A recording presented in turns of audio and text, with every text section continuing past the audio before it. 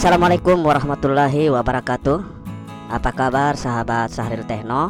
Mudah-mudahan dalam keadaan sehat selalu, dimudahkan untuk segala urusan serta dilancarkan untuk rezekinya. Amin. Baik sahabat Sahril Techno, kali ini Sahril Techno akan membagikan sebuah tool secara free untuk para subscriber daripada channel Sahril Techno. Dan untuk tool kali ini yaitu Phone Clinic Service ataupun PCS versi 2.5 2023 yang sebelumnya pernah dirilis juga untuk versi 2.0.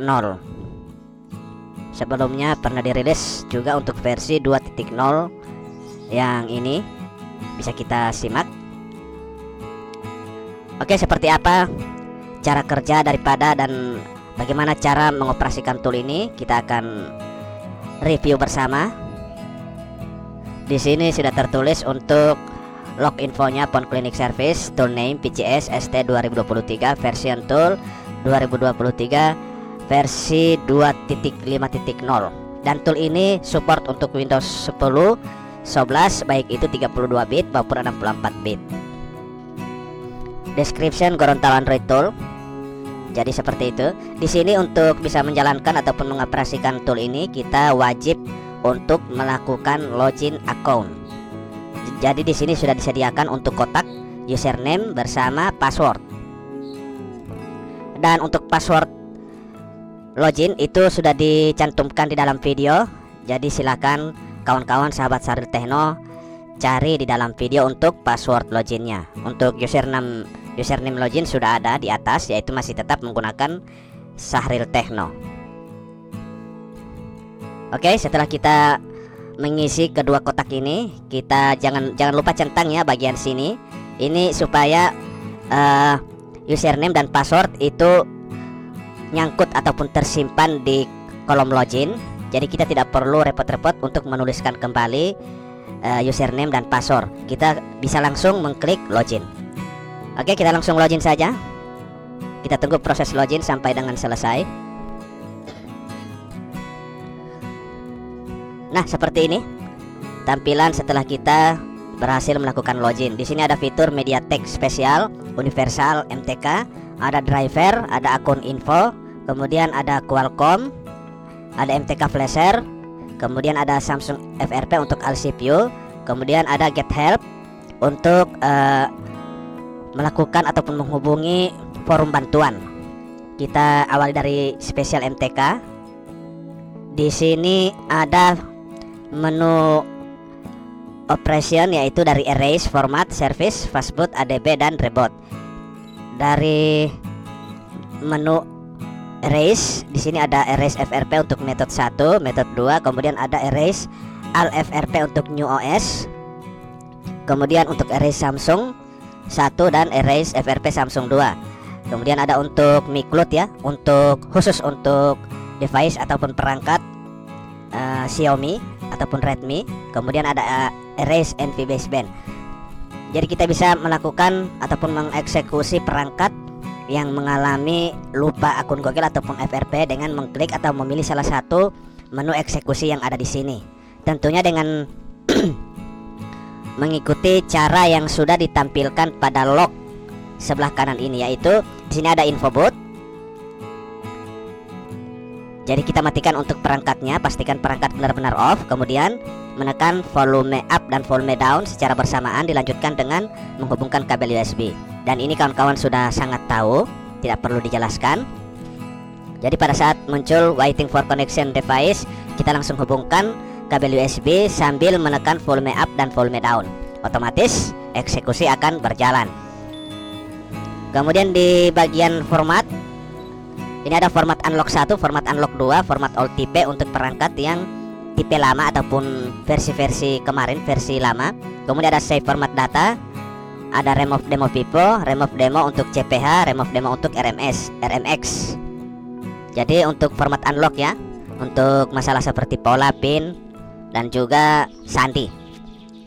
Kemudian ada untuk remove demo, save format data. Ini kita bisa melakukan format tanpa menghapus data. Jadi seperti itu untuk pilihan menu eksekusinya. Kemudian di bagian service ini ada unlock bootloader, relock bootloader, backup OM untuk Huawei, restore, kemudian read dump preloader dan backup dump boot. Jadi untuk menu service disediakan menu eksekusi seperti ini. Kita bisa melakukan unlock bootloader dan relock bootloader. Dan sebelum kita melanjutkan untuk melakukan unlock bootloader, ada baiknya kita pastikan dulu apakah status device atau perangkat sudah terunlock atau belum. Jadi kita bisa masuk pada fastboot mode.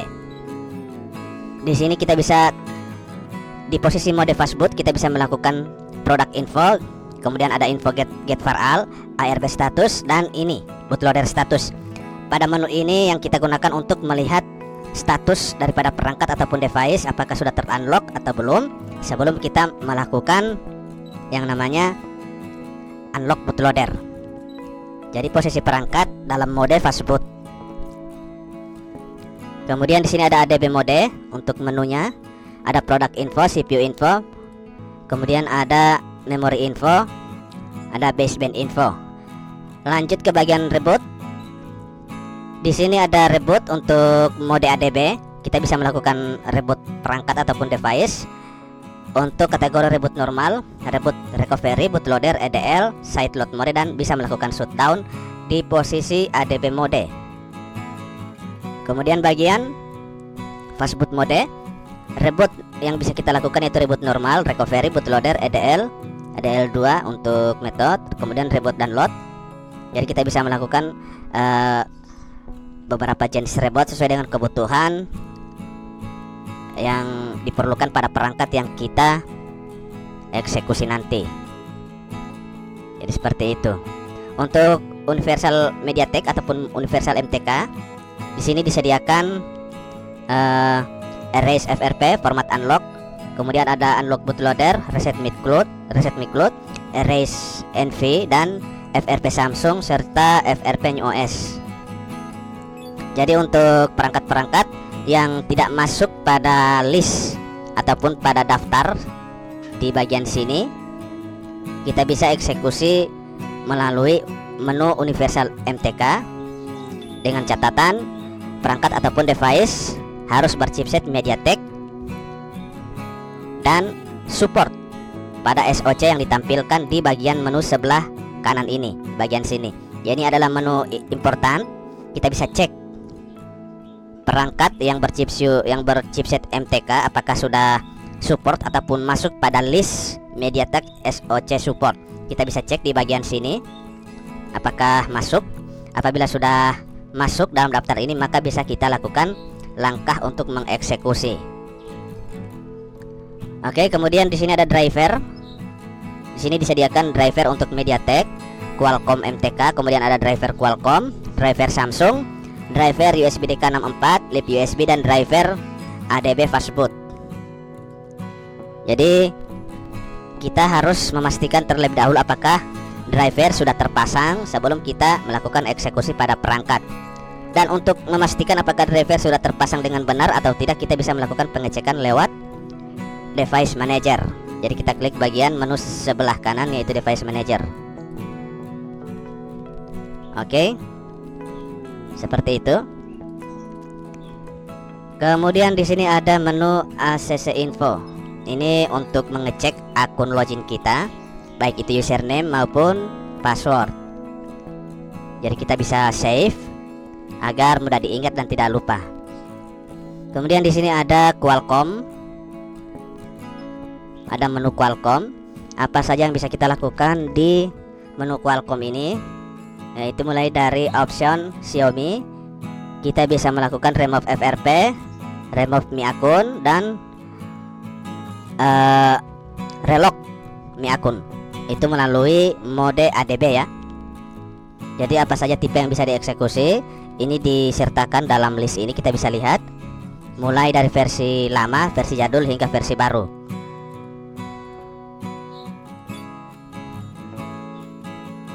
Oke, lanjut ke selanjutnya yaitu untuk Oppo. Di sini yang kita bisa lakukan adalah remove demo user lock, kemudian remove FRP lock. Jadi hanya dua mode eksekusi yang bisa kita tempuh untuk tipe device perangkat Kita bisa lihat di bagian sini. Kemudian ada device manager untuk pengecekan driver apakah sudah terbaca, driver USB daripada perangkat sudah terbaca atau belum. Kemudian ada option Huawei. Untuk menu device atau list tipe hanya sedikit ya. Dan yang bisa kita lakukan di sini hanya melakukan remove FRP lock. Lanjut ke bagian Vivo. Di sini bisa melakukan remove user lock, remove FRP lock. Untuk tipe yang disajikan itu random ya, dari versi yang lama sampai versi yang baru. Jadi tinggal kita pilih saja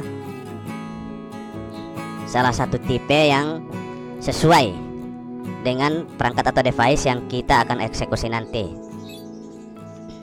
Jadi untuk tipe-tipe yang ditampilkan di sini dia melalui mode EDL ya. Jadi kita harus melakukan test point. Kita harus melakukan test point untuk bisa masuk ke EDL mode agar bisa mengeksekusi perangkat yang sudah dicantumkan pada list ini. Kemudian di sini ada MTK flasher. Di sini kita bisa melakukan flashing untuk perangkat ataupun device yang berchipset MediaTek ya. Jadi khusus untuk perangkat yang berchipset MediaTek saja. Jadi kita sediakan untuk firmware-nya, kemudian kita load untuk file scatternya, file scatter daripada firmware kita load. Kemudian di sini kita bisa menggunakan custom file out atau menggunakan yang sudah otomat ya, file out otomat yang sudah disediakan di dalam tool ini. Untuk melakukan flashing kita bisa memilih kategori download, format download atau firmware upgrade. Jadi kita bisa memilih sesuai dengan kebutuhan dan permasalahan yang terjadi pada perangkat. Jadi kita bisa lakukan flashing pada tool ini, tapi khusus untuk perangkat ataupun device yang berchipset MediaTek. Kemudian untuk menu Samsung FRP All CPU, sini kita bisa melakukan info device, reboot device, kemudian ada pengecekan driver USB melalui device manager. Untuk eksekusi daripada perangkat itu bisa melalui 3 metode, yaitu test mode, MTP mode, dan ADB mode. Untuk test mode ini disediakan 2 jenis eksekusi, yaitu remove FRP dan factory reset. Untuk test mode di sini ada instruksi. Seperti biasa kita melakukan panggilan emergensi, bintang pagar 0 bintang pagar. Dan ini saya rasa kawan-kawan sudah tahu bagaimana cara mengoperasikan menggunakan dial emergency. Kemudian di bagian test mode di sini ada open browser dan factory reset. Jadi untuk open browser ini kita gunakan untuk melakukan senam jari ya, dengan memanfaatkan book browser APK untuk dijadikan celah agar kita bisa melakukan browsing ke beberapa situs untuk mendownload file APK guna membypass daripada FRP. Kemudian ada factory reset untuk melakukan reset. Lanjut di bagian ADB mode. Di sini kita bisa melakukan ADB FRP untuk perangkat lama. Kemudian ada ADB FRP untuk perangkat baru.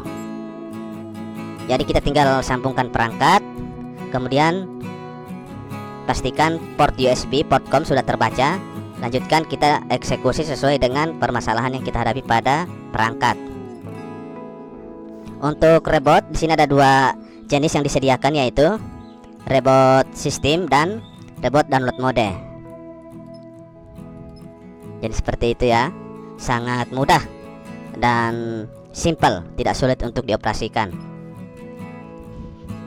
Jadi cukup simple untuk Phone Clinic Service PCS versi 2.5 dan tidak sulit untuk kita jalankan. Oke kawan-kawan, sekian dulu untuk review singkat daripada tool ini. Dan untuk cara penginstalan kita masuk ya pada video sesi kedua, cara penginstalan dan melakukan patch registrasi untuk tool ini. Dan pastinya tentunya tool ini dibagikan secara free. Untuk password RAR, password login itu sudah kami sertakan dalam video. Jadi silakan kawan-kawan cari, tonton di dalam video tanpa skip sedetik pun, karena passwordnya akan muncul, tidak akan lama ya, hanya beberapa detik saja. Dan kemungkinan tulisannya dalam edisi medium ya, tidak besar dan tidak kecil. Jadi silahkan diperbesar untuk tampilan layar screen kalian agar password terlihat dengan jelas. Oke, kita lanjut ke bagian bagaimana cara menginstal daripada tool ini. Oke.